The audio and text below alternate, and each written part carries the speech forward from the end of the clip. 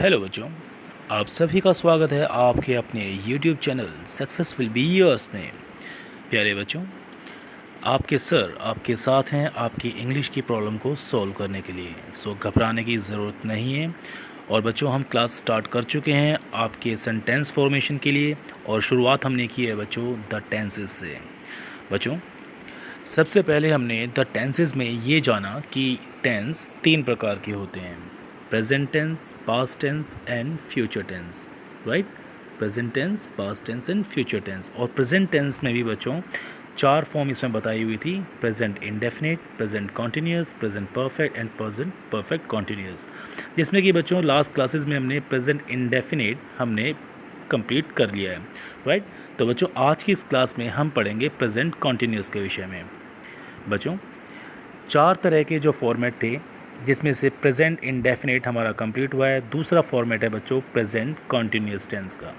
बच्चों, present continuous tense की पहचान यही होती है कि जब भी सेंटेंसेस में, हिंदी में जब भी कोई सेंटेंस जिसमें रहा है, रही है या रहे हैं आता है, तो हम समझ जाते हैं कि वो सेंटेंस बच्चों प्रेजेंट कॉन्टिन्यूस टेंस का है। राइट, तो ऐसे में बच्चों जब भी हमें कभी इंग्लिश बनानी होती है या फिर हमें हिंदी का सेंटेंस हमारे दिमाग में है और उसको हमें ट्रांसलेट करना है उसको इंग्लिश में, तो हमें यह पता होना बहुत ज़रूरी है यदि वो सेंटेंस रहा है वाले हैं। लाइक कि मैं स्कूल जा रहा हूँ, तो इसमें लास्ट में बच्चों क्या आ रहा है? रहा हूँ। या फिर मैं ये कहूँ कि सीता और गीता पार्क में खेल रहे हैं, तो बच्चों सेंटेंस के एंड में क्या आ रहा है? खेल रहे हैं। तो वर्ब क्या है इसमें? खेल रहे हैं। तो बच्चों जब भी सेंटेंस के एंड में रहा है, रहे हैं और रही है आता है, तो वो सेंटेंस होते हैं बच्चों प्रेजेंट कॉन्टिन्यूस टेंस के। राइट, और बच्चों उसकी पहचान हम कैसे करते हैं वो हम जानेंगे अब यहाँ पर। देखो बच्चों, जैसा कि सेंटेंस के एंड में रहा है वाले चीज़ें आ रही हैं, तो हमें पता है कि वो प्रेजेंट कॉन्टिन्यूस होगा। और इंग्लिश में उसके लिए जो फॉर्मेट होता है बच्चों सेंटेंस फॉर्मेशन के लिए, वो होता है सब्जेक्ट प्लस में इज़, एम, आर। इन्हें बोलते हैं बच्चों हेल्पिंग वर्ब। किसे? इज़, एम, आर को हेल्पिंग वर्ब कहा जाता है।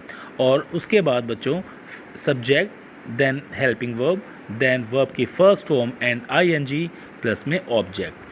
तो बच्चों ये होता है फॉर्मेट सेंटेंस फॉर्मेशन का प्रेजेंट कॉन्टिन्यूस टेंस में। राइट, अब होता क्या है बच्चों इसमें, जब भी बात करेंगे इज़ की, देखो हेल्पिंग वर्ब जब भी इज़ वहाँ पर आएगा बच्चों जब सब्जेक्ट आपका होगा ही, शी और इट, या फिर कोई भी सिंगुलर पर्सन।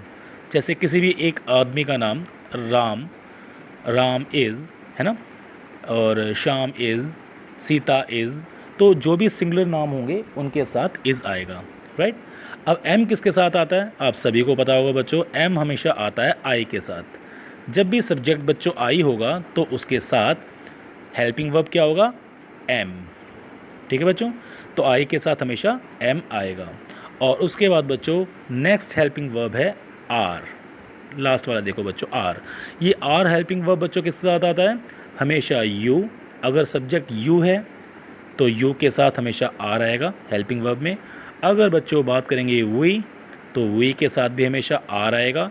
अगर सब्जेक्ट है बच्चों दे, तो दे के साथ भी हेल्पिंग वर्ब क्या आएगी? आर।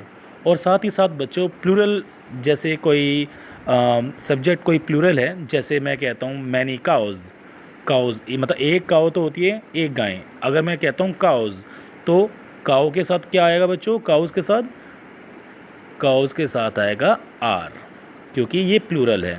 अगर मैं काउ लिखता, सिर्फ काउज की जगह अगर मैं सिर्फ लिखता काउ, तो काउ एक सिंगुलर फॉर्म हुई, और काउ के साथ क्या आता बच्चों? Helping verb is. तो सिंगुलर के साथ हमेशा इज़ आएगा और प्लूरल के साथ हमेशा हेल्पिंग वर्ब आर आएगी। राइट, सो आपको इज़, एम, आर का कंसेप्ट आपको यहाँ पर क्लियर हो गया होगा।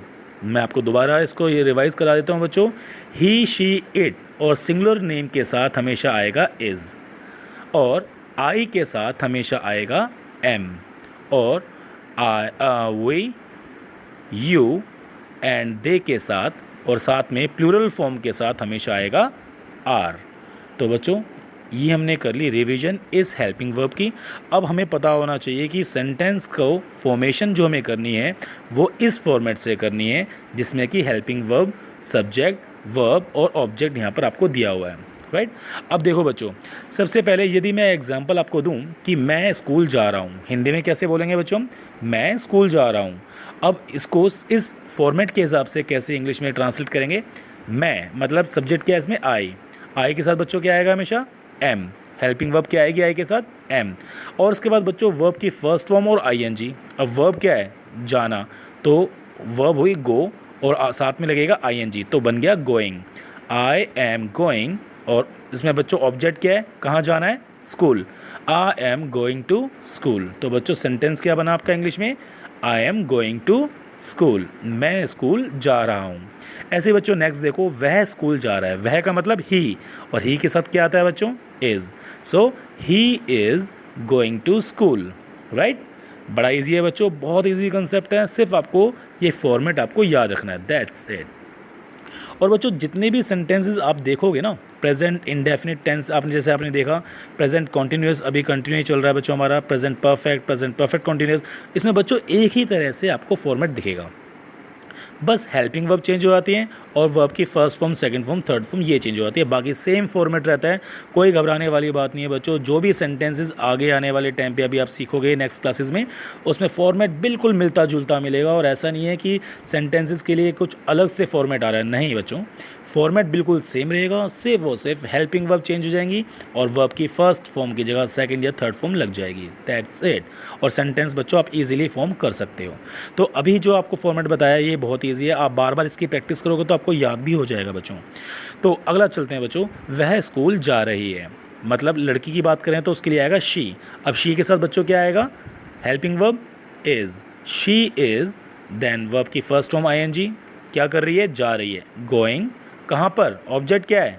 School, she is going to school, है ना।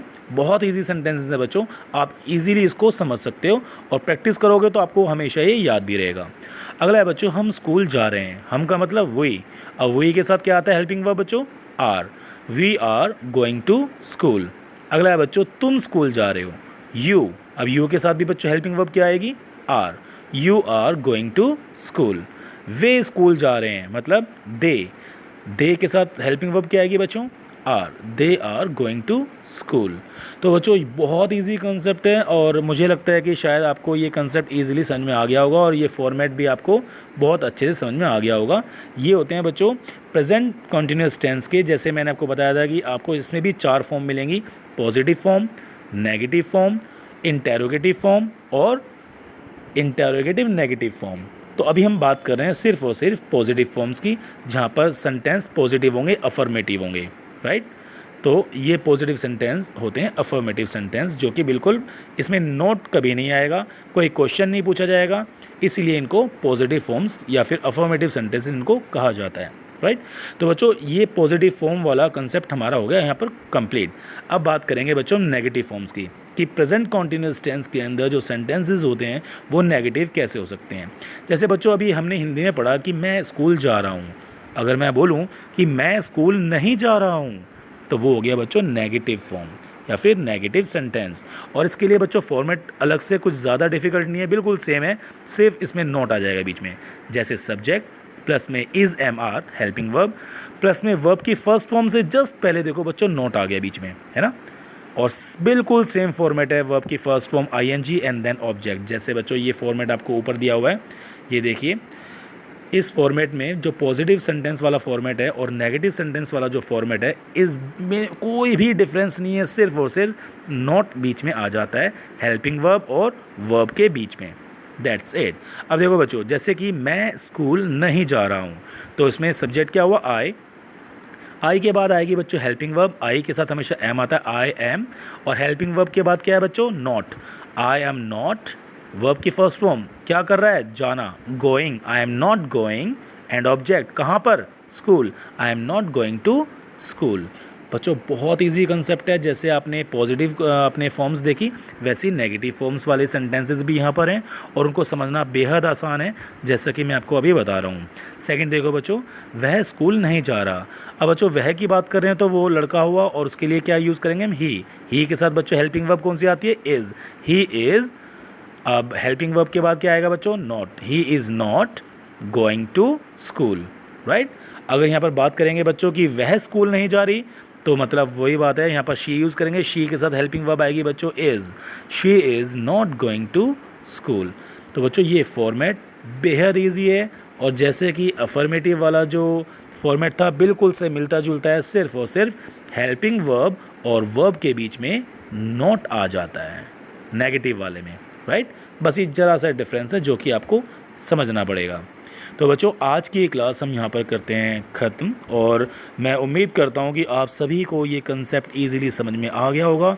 और जैसे आप हमेशा से मेहनत करते हो मेरी वीडियोस को देख के, तो बच्चों आज भी आप इस कंटेंट को अच्छे से समझिए और लिख लिख के जितना हो सके बच्चों उसकी प्रैक्टिस कीजिए, क्योंकि बच्चों जितनी प्रैक्टिस आप करोगे उतना ही आपके लिए फ़ायदा है। कहते हैं ना बच्चों, सोने को जितना आप घिसोगे उतनी ही ज़्यादा चमक उस सोने से आती है। तो बच्चों आप बिल्कुल सोने की तरह हो, जितना अपने आप को घिसोगे, जितना अपने आप को मेहनत करवाओगे आप खुद से इन कंसेप्ट को समझने के लिए, तो बच्चों उतना ही शार्प आप बनोगे।